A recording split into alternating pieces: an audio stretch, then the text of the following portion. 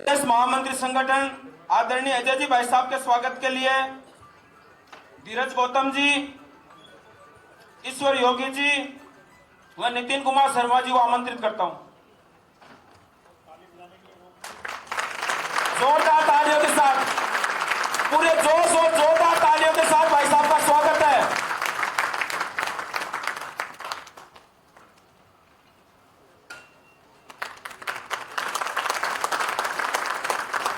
हमारे प्रदेश के ये सच में हम सब युवाओं को भी सोचने की बात है और ऐसे ही विचारों पे आज भी छात्र युवाओं का मार्गदर्शन करें। भारत माता की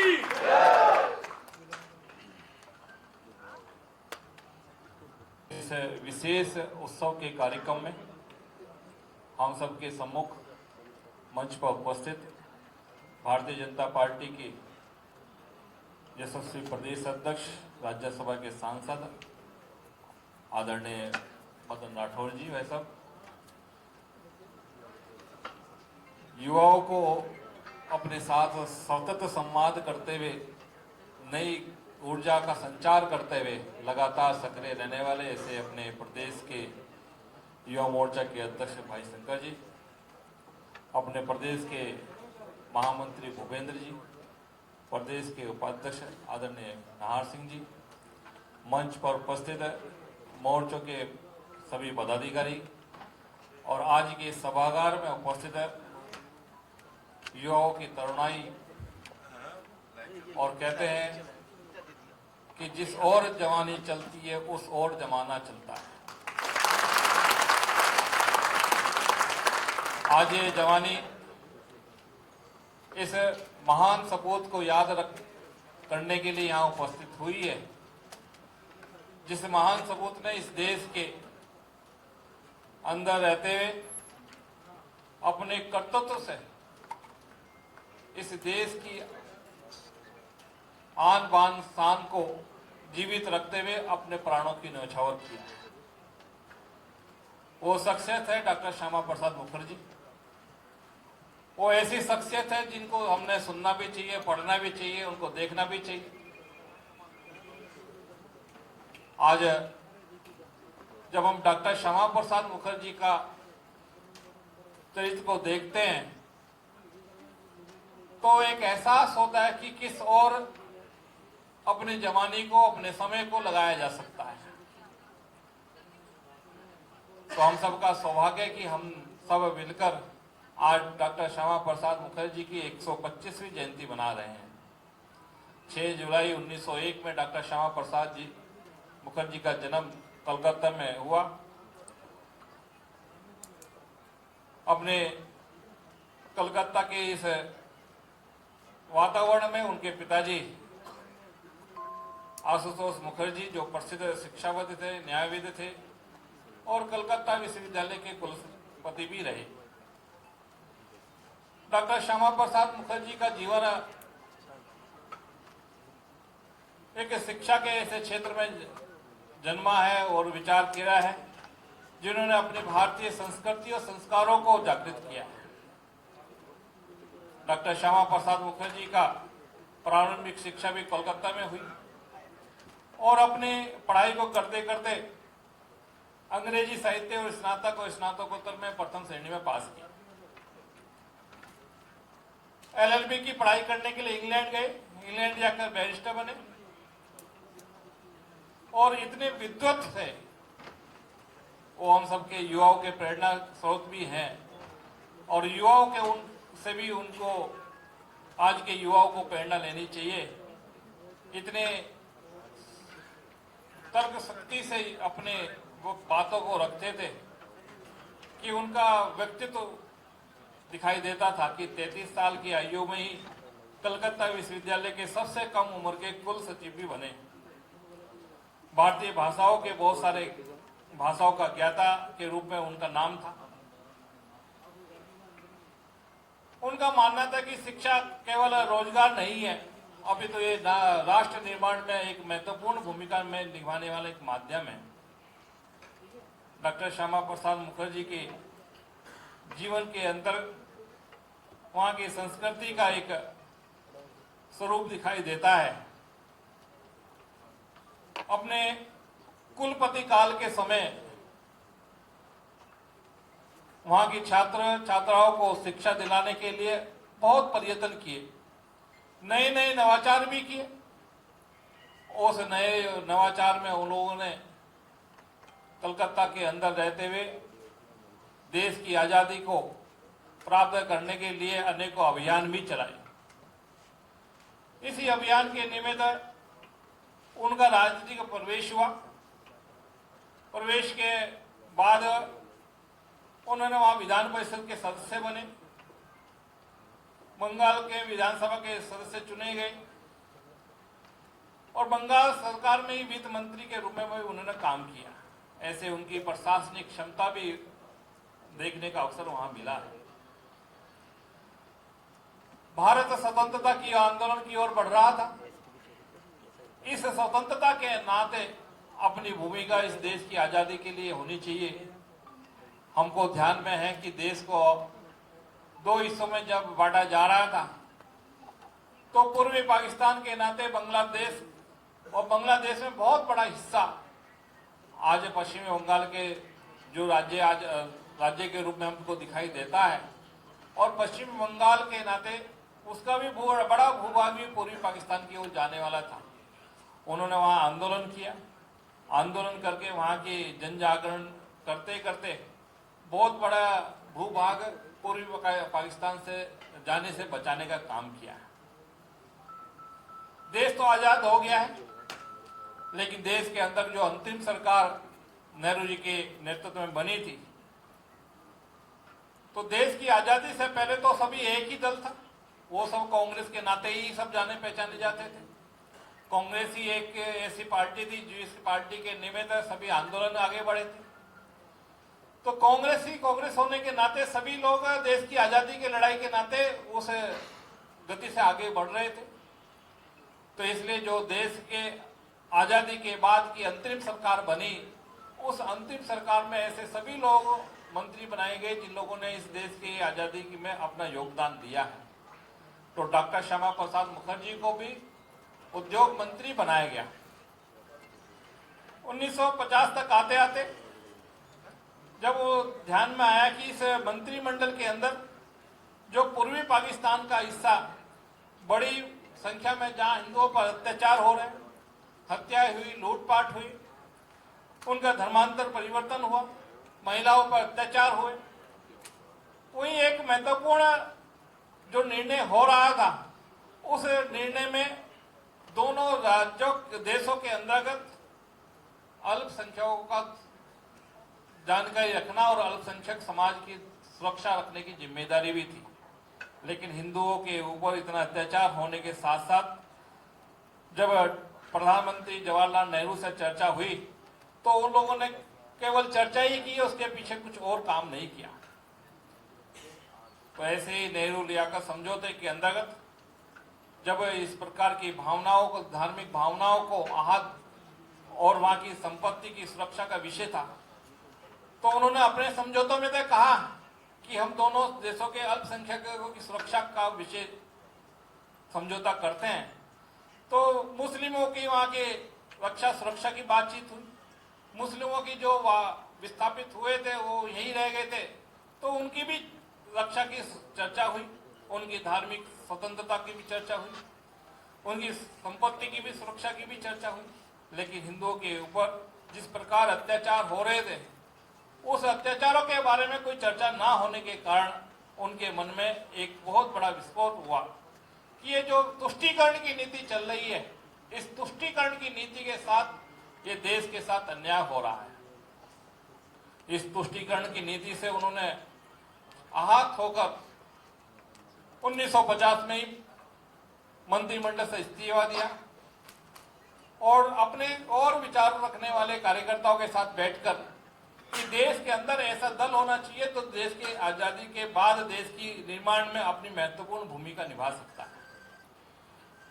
इस देश की आजादी वाले को लोगों ने अपने शहादत से दी है। इस देश की आजादी की लड़ाई में जो लोग लड़ रहे थे, वो लड़ते लड़ते इस देश की एकता अखंडता के लिए लड़े थे। लेकिन कांग्रेस ने इसका समझौता खंडित भारत के साथ किया है। ये हमें बिल्कुल भी मंजूर नहीं है। ऐसा बहुत भावनात्मक विषय को लेकर डॉक्टर श्यामा प्रसाद मुखर्जी ने हमारी चर्चा की और चर्चा करके एक राजनीतिक दल खड़ा किया जिसको भारतीय जनसंघ कहा गया। तो भारतीय जनसंघ को निर्माण करते करते जो इस देश के अंदर की भावना से निर्मित है कि इस देश के अंदर हमने एक अलग जगाने का काम करना है, एक अंधेरे से प्रकाश की ओर लेके जाना है, तो उन्होंने चुनाव चिन्ह भी अपना दिया ही रखा है। तो एक कहते हैं कि जो दिया है वो घने अंधेरे में भी चमकता है और घने अंधेरे में भी प्रकाशमान होकर रास्ता दिखाने का काम करता है। श्यामा प्रसाद मुखर्जी की जीवन के अंतर्गत ऐसे बहुत सारे प्रसंग आए। 1950 में जब भारतीय जनसंघ की स्थापना के बाद हम देखते हैं कि उनके काम कर्तृत्व के कारण एक विचार नीचे तक जागृत हुआ। वो राष्ट्रवाद का विचार था, वो सांस्कृतिक चेतना का विचार था, वो भारत की एकता अखंडता को स्वरूप लाने का विचार था, लोकतांत्रिक मूल्यों का रक्षा करने का विचार था। ये विचार आगे चलकर एक पार्टी के रूप में हमको देखने को मिलता है। इस विचार को आगे तक बढ़ाने के लिए डॉक्टर श्यामा प्रसाद मुखर्जी ने अपने जीवन के अंतर्गत अनेकों कष्ट सहे हैं, लेकिन विचार को नहीं छेड़ा। आजादी के बाद जब अंतरिम सरकार के बाद चुनाव हुए, उस चुनाव के बाद भारतीय जनसंघ की 3 सीट आई। वो 3 सीट के साथ साथ ऐसे और लोकतांत्रिक मूल्यों की रक्षा करने के लिए जो दल थे, वो दल मिलकर एक एनडीए बना। उस एक एनडीए से बनकर पहला विपक्ष का जो नेता बना वो डॉक्टर श्यामा प्रसाद मुखर्जी बने। ऐसे एक सभी को अलग जगाने के लिए, काम करने के लिए प्रेरणा देने वाले डॉक्टर श्यामा प्रसाद मुखर्जी रहे। ये देश केवल कुछ लोगों की चर्चा करता है, लेकिन इस देश ने के अंतर्गत जिन्होंने भी इस देश के लिए अपनी कुर्बानी दी है, इस देश की आजादी के लिए या देश की समरसता को जागृत रखने के लिए जिन जिन महापुरुषों ने इस देश को आगे बढ़ाने की चर्चा की है, हम सदैव उनके ऋणी हैं और सदैव उसको स्मरण करते हैं। डॉक्टर श्यामा प्रसाद मुखर्जी के नेतृत्व में भी इस देश के अंदर जो भाव जागृत हुआ कि ये देश 2 हिस्सों में बटा हुआ है, ये एक होना चाहिए। वो कैसे एक होगा, उसकी तड़पन उनके मन में थी। इस देश में जब समझौता हुआ, उस समझौते के अंतर्गत हमारा अखंड भारत का स्वरूप का जो क्षेत्र था वो समाप्त हो गया और अपने ही देश में एक राज्य बन गया और उस विशेष राज्य में विशेष दर्जा दे दिया गया। उसमें अलग विधान था, अलग संविधान था, अलग निशान था। ये मन को बहुत कष्ट देने वाला विषय था। इस मन को कष्ट से इसका समाधान क्या हो, इस समाधान को निकालने के लिए डॉक्टर श्यामा प्रसाद मुखर्जी ने अपने सभी साथियों से चर्चा की और कहा कि मैं इस देश के अंदर 2 निशान, 2 विधान, 2 प्रधान नहीं देख सकता। हम इस देश की आजादी के लिए लड़े थे, देश की एकता अखंडता को बनाने के लिए लड़े थे। हम सब मिलकर इस देश को एक रखने के लिए आगे बढ़ेंगे। देश की आजादी के लिए अनेकों लोगों ने शहादत दी है, लेकिन इस देश को अखंड के लिए दी, खंडित भारत के लिए दर्शन देने के लिए कभी नहीं दी। इस देश के अंदर हर एक युवाओं के अंदर यह भाव जागृत होता है कि देश की आजादी जिस संकल्पना के साथ की गई है, उस संकल्पना को साकार करने के लिए हम सब अपना योगदान दें।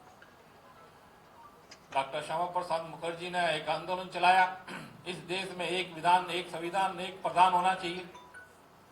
उसके लिए उन्होंने यात्रा प्रारंभ की, जनजागरण किया है।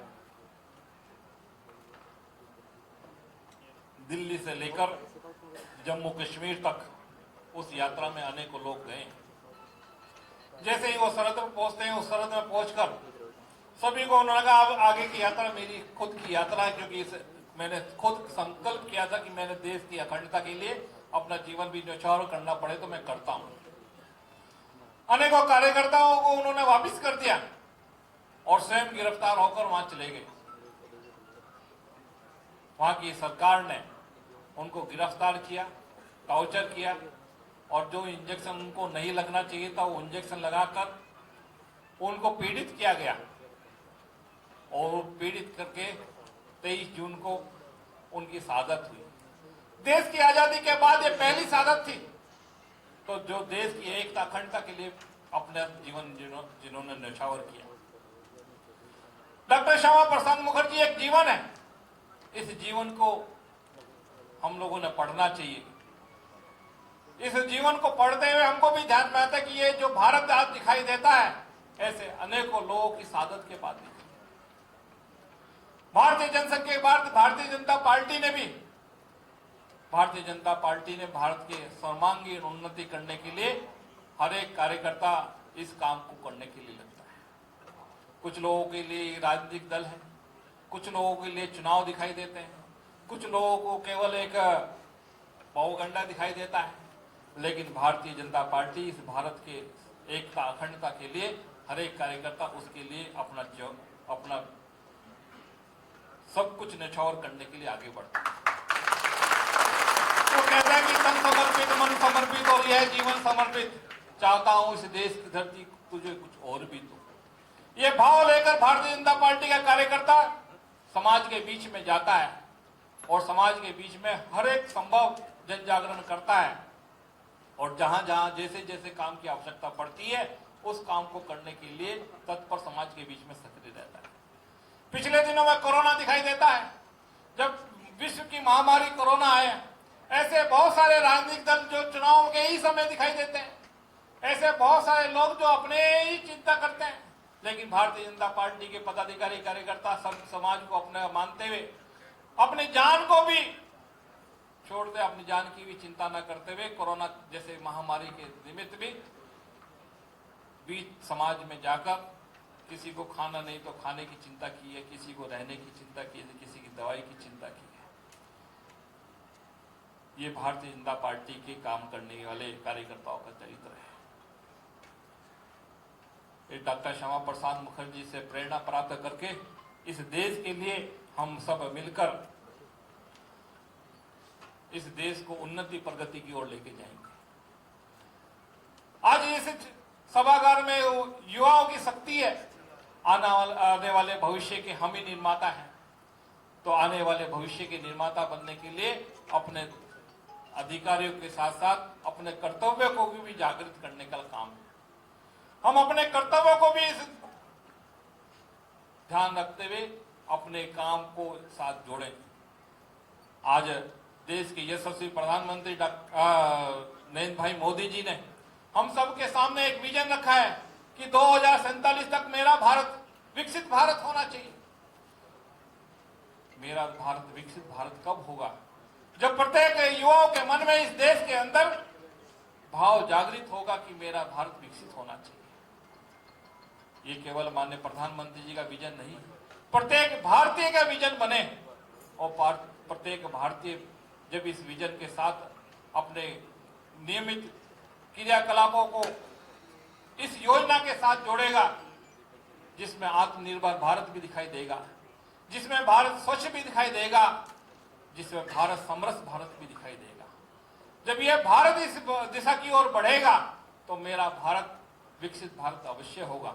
और ये काम आज के युवाओं के कंधे पर है और आज के युवाओं ने जिस मन से इस कार्यक्रम में सहभागिता निभाते हुए उपस्थित रहकर इस मन से इस कार्यक्रम की शोभा बढ़ाई है। आने वाले समय में हम इस देश के अंदर अपने कर्तव्यों से इस देश के निर्माण में अपनी महत्वपूर्ण भूमिका निभाएंगे और डॉक्टर श्यामा प्रसाद मुखर्जी के नेतृत्व में जिस प्रकार उन्होंने हमको प्रेरणा दी है और जिस प्रकार इस देश के लिए जीने की इच्छा रखते हुए हम सब आगे बढ़ रहे हैं, इस देश के लिए हम जाएंगे तो स्वाभाविक है कि हम उस भाव से आगे बढ़े कि देश हमें देता है सब कुछ, हम भी तो कुछ देना सीखें। इस भाव को जागरण करने के लिए हम नियमित रूप से एक दूसरे के साथ संवाद करते हुए, समन्वय करते हुए, एक दूसरे के साथ मिलकर चलते हुए इस भारत को विकसित भारत की संकल्पना को साकार करने के लिए हम अपना योगदान देंगे। इतना ही निवेदन करते हुए मैं अपनी बात को समाप्त करता हूँ।